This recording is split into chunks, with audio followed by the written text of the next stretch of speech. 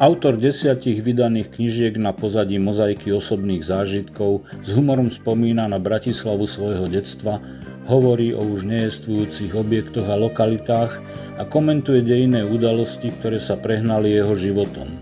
Na drobných príkladoch porovnáva minulý režim s terajším.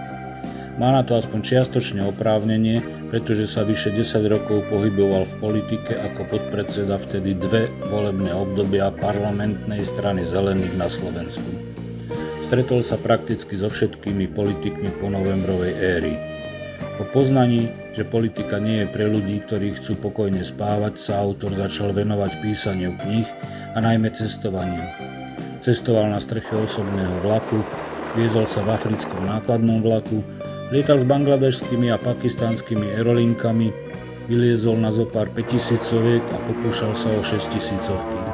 Stal sa aktérom československého prvovýstupu na najsevernejšiu aktívnu, večne zalednenú sopku v Arktíde na ostrove Jan Mayen. Dodnes navštívil okolo 70 krajín sveta.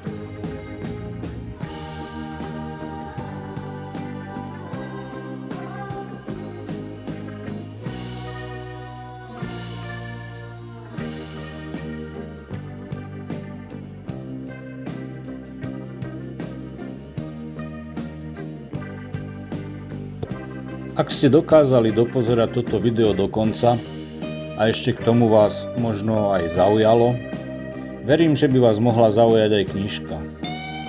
V tom prípade podporte môj projekt, s ktorým vstupujem na veľmi tenký ľad, teda konám niečo, čo som v hrách nikdy nerobil. Ďakujem.